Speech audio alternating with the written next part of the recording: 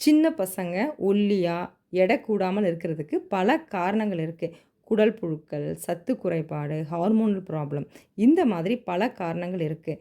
அதுக்கு தகுந்த பீடியாட்ரிஷனை கன்சல்ட் செஞ்சு ஆலோசனை செஞ்சுக்கிறது ரொம்ப ரொம்ப முக்கியம்.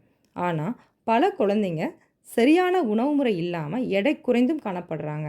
இது அவங்களுக்கான வீடியோ.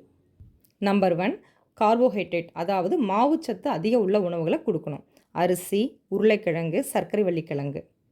நம்பர் 2, புரதம், புரோட்டீன் அதிகமாக இருக்கிற உணவை கொடுங்க. பருப்பு, முட்டை, இறைச்சி, சிக்கன், மட்டன், ஃபிஷ், இதில் எது வேணால் நீங்கள் ஆல்டர்னேட்டிவாக கொடுக்கலாம். நம்பர் 3, நல்ல கொழுப்பு உள்ள உணவுகள், அதாவது பால், தயிர், நெய், பனீர், சீஸ்.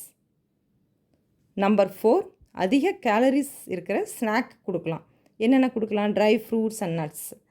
இதை எப்படி குழந்தைங்களுக்கு கொடுக்குறதுனா, நட்ஸை அரைச்சி நட்ஸ் பாலாக கொடுக்கலாம், இல்லை மில்க் ஷேக்காக கொடுக்கலாம்.